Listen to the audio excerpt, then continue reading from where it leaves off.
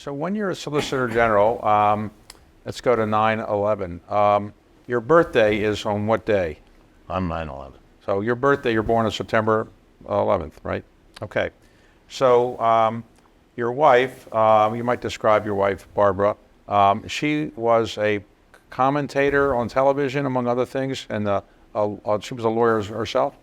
Barbara was a lawyer. Barbara was, in a sense, I've said this before, quintessential American. She had grown up in Texas. She was a Catholic. She graduated from college there. Her family couldn't afford to send her to law school, which is what she wanted to do. She became a professional ballet dancer for a while, danced in San Francisco and in New York, decided that she wanted to earn enough to go to law school, went to Hollywood. Barbara's analysis was, that's the best place to earn a lot of money without knowing anything. Which it turned out she was right about that. She left Hollywood, went to Cardozo, predominantly Jewish in university, and got a law degree at Cardozo. Turned down a law offer from our Cravath, Swaine and Moore to come to Washington to be a lawyer. Then she became a prosecutor. Then she wrote a book about Hillary Clinton, and she became very, very popular on television. She was very good at it. So at the time of the September that we're talking about, she had been on television a lot and was very well known. Okay, so you're in your office on 9/11, but before that, she was supposed to get on a plane on September the 10th to fly out to Los Angeles. And because she wanted to be there the day of your birthday, she chose not to fly on September 10th. Is that right? Yes. And so on the morning of the 11th, you go into the office early, and she's supposed to take a plane to L.A. to go on the Bill Maher show that night.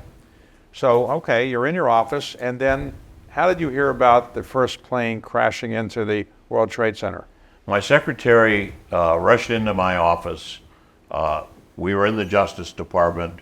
And I was occupying some offices there temporarily because there was some reconstruction going on. My secretary rushes in, said, "Turn on your television. It's like what happened with you." I turned on the television. The first plane had crashed into the World Trade Center. And like everybody in America, I was just dumbfounded and in shock. And it did occur to me, Barbara had gotten on a plane that morning from Dulles Airport, and as we watched television, as everybody in this room knows, not long after that, the second plane hit the second part of the World Trade Center. I was very worried that one of those planes might have been the plane that Barbara was on. So you're worried about it. You don't know how to find out. So do you call anybody at the Justice Department to find out whether they can find out who was on what plane, or what do you do? Nobody was knowing anything in the Justice Department. Everybody in the Justice Department, just like everybody else, was completely lost for what to do, and it was a tragedy happening, unfolding. We all saw what terrible things were happening in New York. I then got a telephone call, which I was shocked by. My secretary came in and said, "Barbara's on the phone." My first feeling was relief that she wasn't on one of those planes in New York. And I don't know how in the world Barbara got on the phone, but she managed to make a phone call from American Flight 77, and she said, "My plane has been hijacked." And we spoke for a few sentences. She had been in the front part of the airplane. She told me the hijackers had moved all the passengers to the back of the plane. They had box cutters and knives, and she said, "What shall I do? What shall I tell them?" She was very calm. Barbara was a fighter, so she said, "What shall I tell a captain?" Of course, I didn't know what to do, and then the phone was cut short. The connection disconnected, and then a moment or two later, the call came in again. My secretary said, "Barbara's on the phone again." And we then spoke for another minute or two. I told her about the two planes in New York. Her plane had been hijacked. Those planes had been obviously hijacked and flown into the World Trade Center, and I thought that she had to know what to do. She was ready to fight, but we didn't have enough more time to talk, and the connection went dead. And I think when the connection went dead the second time, that was probably Flight 77 hitting the Pentagon. So, all right, so the plane, Flight 77 hit the Pentagon around 9:30 or so? 9:37. All right, and you last talked to her around 9:20 or Yes. around there. So when you heard the plane had crashed into a plane had crashed into the Pentagon, did you immediately think it was her plane, or you weren't sure? I had a dread that she was on, that this was happening again. We didn't know we first of all heard, watching television, that, as you know, the reporters were all over the place guessing what was going on. We next heard that there was smoke at the Pentagon. Someone suggested that there'd been an explosion at the Pentagon. Then another report came in that there'd been a small plane that had hit the Pentagon. Then the reports came in and said it was a commercial plane. I knew that was Barbara's plane. I just sort of knew it without knowing it. So how did you actually figure it out for sure? Did you tell the people at the Justice Department that my wife was on that plane, or how did you get more information at that time? I called the command center of the Department of Justice, which I hope is a lot better now than it was then.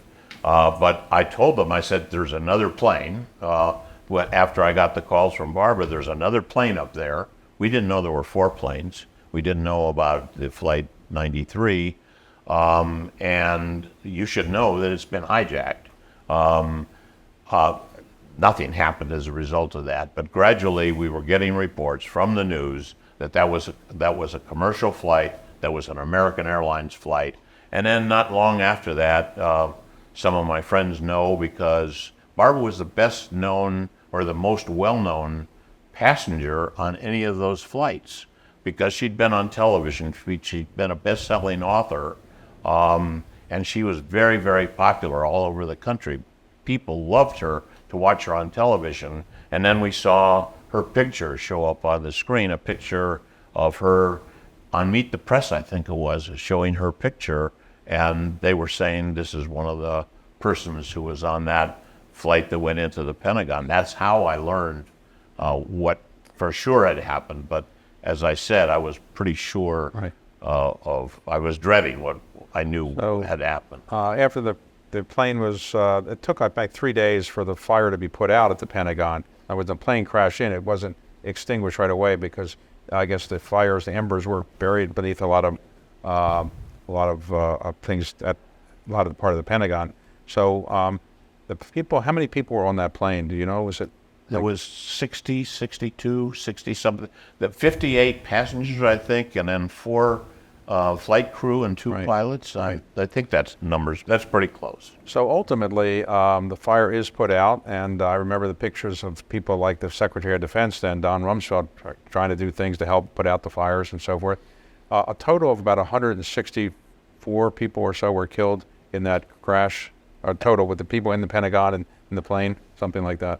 That many people killed, and then at the Pentagon, a tragic number of people were badly burned and hurt at the Pentagon. It was a terrible, terrible scene of disaster at the So Pentagon. was your wife, they're very hard to find remains in that kind of crash, but did not DNA evidence actually produce some remains for your wife, and did you give her a burial at some point? Yes, we were able to, the way this works is that the investigators, the FBI in this case, came and collected samples of clothing and hairbrushes, things like that.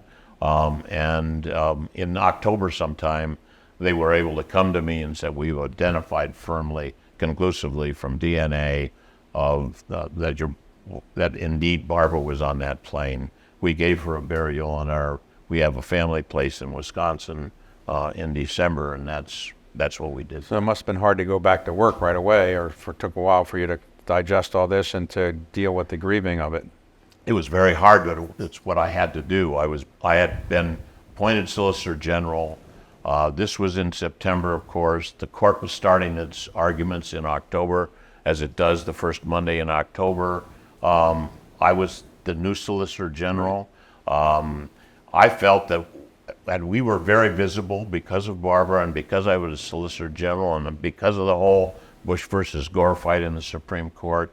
I was a very visible person, and I thought that it was very important from the standpoint of the Solicitor General's office, the Justice Department, the United States government, that we stand up and continue to work and to move forward and not to be devastated enough to be disabled by the terrorists. Right. And so it was a combination of shock and necessity and good help from a lot of very, very good friends.